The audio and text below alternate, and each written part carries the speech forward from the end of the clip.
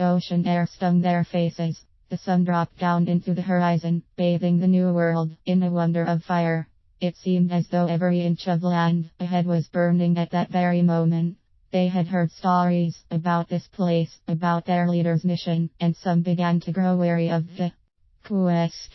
As they disembarked and headed for shore, turning back to see the hulking frames of the wooden sailing vessels by which they had just traversed the ocean, their instincts propelled them to head back to board once again and seek safety on the open ocean rather than the tropical mountains spanning the distance, all in the fire of the sun.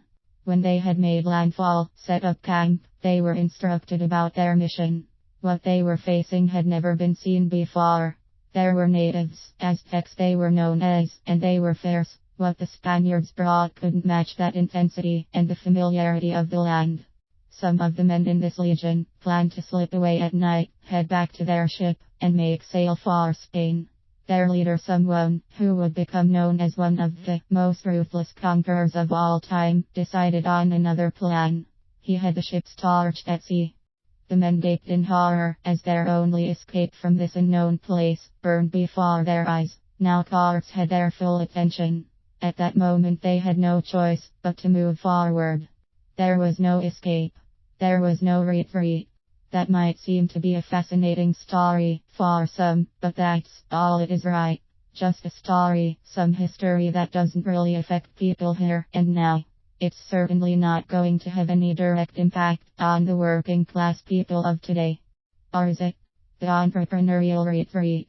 I want you to think about something for a moment. If you were one of those Spanish conquistadors, soldiers, if you will, standing on that beach, and if you thought your vicious leader was somewhere else entirely, that he would never be wiser for your escape because you figured he would soon find the wrong end of a blade, how would you feel with that option to slip away and make it back to the ship?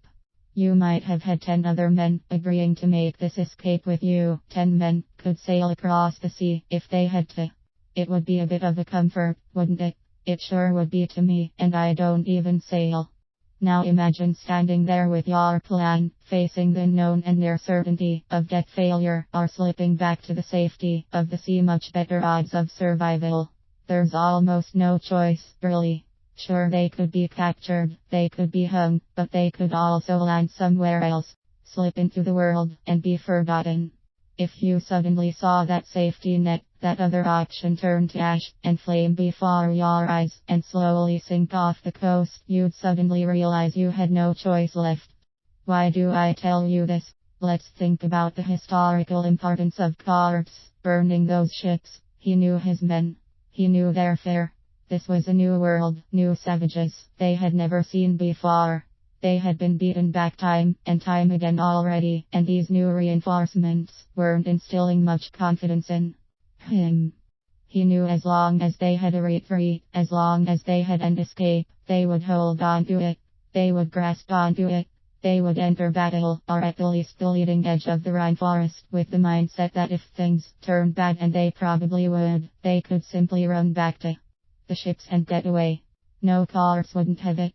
He needed to have his men fighting as though there was no other option but to succeed. For them, it was true.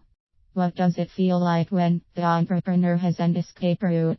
She begins to set up her business a bit tentatively perhaps, but it's moving along well enough. She keeps thinking about all of the what-if scenarios that play in her mind late at night, while she's trying to chase down those elusive seas. What if no one likes my ideas? What if I can't make any sales during that first year? What if I can't get the financial backing? What if I don't know enough? I could go on and on with what-if situations, but if you have that entrepreneurial spirit, you've likely already discovered them for yourself. Every single what-if is another doorway through which to escape. There are 2 reasons people conjure up what-if scenarios. The first is because they don't want to fail. They think about everything that can go wrong, and that helps justify making their way back into the water under the cover of night. What if I can't get this thing started? Okay, then I'll just stay with the job I have for now. What if the market I think is there for it isn't really there? Okay, then maybe I'll just keep researching this thing a little longer. What if someone else already has the same idea? I don't want to go up against someone who may know more about it than I do. Okay, then I'll keep trying to think of something better. Do you see what happens when you have an escape route? It becomes much easier to begin taking that route.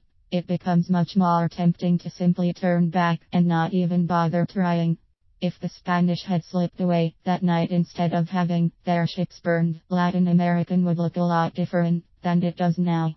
Maybe that would be better, maybe it would be worse. We can't rewrite history, but what we can say is that, had those men not lost their escape plan, they never would have pushed forth, especially not as hard as they could after the first battle for them commenced. The coming new world. Your life is going to change. Make no mistake about it. If you're an entrepreneur or even a small business owner who has taken that first step, your life will change. You may be scraping by financially right now.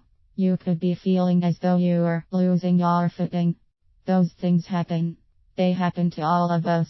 How do you think the world of personal computing, smartphones, and tablets would look like today if Steve Jobs had decided to pack it in after the first few failures? Well, we still might be waiting for the first smartphone, tablet, or MP3 player. I'm sure someone else would have developed it, but not quite like Apple. Steve Jobs had an escape route, but he never chose to look at it. Far too many of us budding and aspiring entrepreneurs do though, and it's a dangerous thing. The moment you begin focusing your attention and energy on those escape mechanisms, you're giving yourself a reason to fail. Stop doing it. Burn your ships, take them out of the picture. Give yourself only one way to get from point A to point B, which is where you are now, and your ultimate goal. Just imagine what thought process you might have in the previous examples if you didn't have any other choice but to keep pressing forth. What if I can get this thing started? Sit down and read. Ask other entrepreneurs. Find the way to get your idea off the ground. What if the market I think is there for it isn't really there? Do your research. Test the market.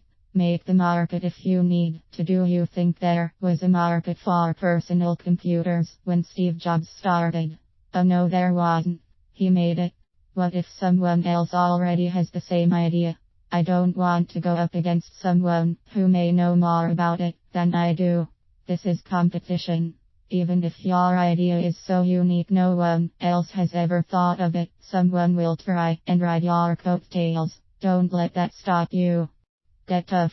As I mentioned, things are going to get tough at times for you as an entrepreneur. When that happens though, the best entrepreneurs dig in, hunker down, and work through the plan. They never ever look back from where they came. Will you succeed? I can't say. I just don't know. What I can say, though, is that when you toughen up and burn your ships, you leave yourself no other choice but to succeed. It can be the most terrifying thing for some, but you'll be forging the steel of your life in the process, and that, my friends, is some of the toughest material you'll find anywhere in the world. Published July 29, 2015.